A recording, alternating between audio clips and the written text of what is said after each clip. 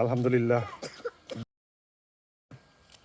বাড়ির সামনে কর্দমাক্ত রাস্তায় ইটের সোলিং হইতেছে। ইটের সোলিং করে দিচ্ছে ৬ নং ওয়ার্ডের সম্মানিত মেয়র জনাব ফারুক মেম্বারকে ধন্যবাদ। তো এইখানে একটা 90 ডিগ্রি বাঁক ছিল, বাঁকের মধ্যে ছিল একটা বড় কাঁঠাল গাছ। তো মালিক সেই কাঁঠাল গাছটি কাটতেছিল না, গড়িমসি করতেছিল। তো আজকে আমরা যুব সমাজ মিলে ব্যাপারী বাড়ির যুব সমাজটি সকালবেলা কাটার উদ্যোগ নেই এবং শেষমেশ দীর্ঘ পরিশ্রমের পর আমরা এই গাছটি কাটতে সক্ষম হই। কাটায় যারা অক্লান্ত পরিশ্রম করেছে, বিশেষ করে গাছ কাটার উদ্যোগ নিয়েছে সাখাওয়াত ফুফাকে ধন্যবাদ বাড়ির পক্ষ থেকে। সাথে ছিল আমার নূর মোহাম্মদ কাকা, হৃদয়, আমার ভাই সায়েম অনেক পরিশ্রম করছে। সায়েম আগে থাকে সবার, সেই সাথে আছে সাকিব, সামাজিক কাজকর্মে এদেরকে সব জায়গায় পাওয়া যায়।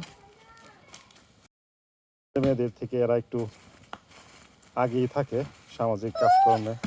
তো 10 জনের রাস্তা 10 মিলে করি কাজ, হারি জিতি নাহিলাস। এই যে দেখেন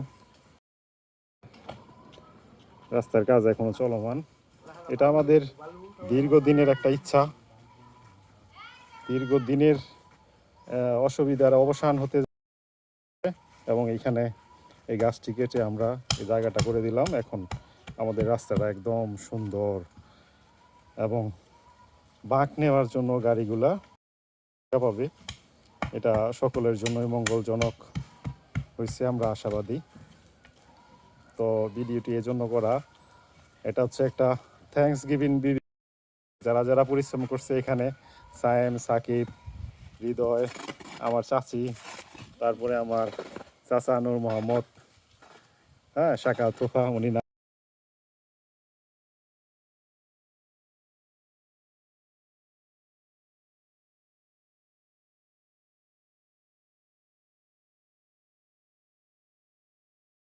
আজকে অনেক পরিশ্রম করছিস না? বিকেলবেলা চা খাওয়া হবে ইনশাল্লাহ।